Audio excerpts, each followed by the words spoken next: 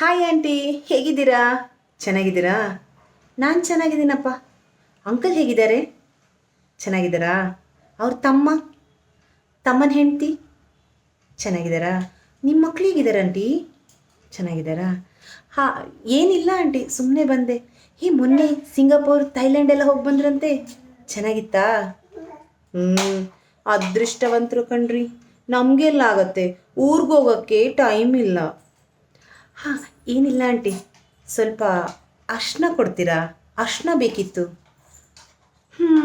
ಏನು ಅಂತ ಹೇಳಿ ಆಂಟಿ, ಈ ಫೇಸ್ಬುಕ್ ಅಂತೆ, ಅದರಲ್ಲಿ ಏನೋ ಟ್ರೆಂಡ್ಸ್ ಅಂತೆ, ಈಗ ಏನೇನೋ ಮಾಡ್ತಾರೆ.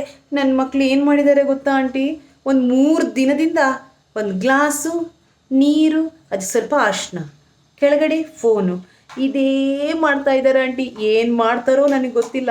ಅಂತೂ ಇಂತೂ ನನ್ನ ಮಕ್ಕಳು ಸೇರಿ ಈ 3 ದಿನದಲ್ಲಿ ನನ್ನ ಅರ್ಶಿನನ್ನೆಲ್ಲ ಹಾಳು ಮಾಡಿಬಿಟ್ರು, ಎಲ್ಲ ಖಾಲಿ ಮಾಡಿಬಿಟ್ರು.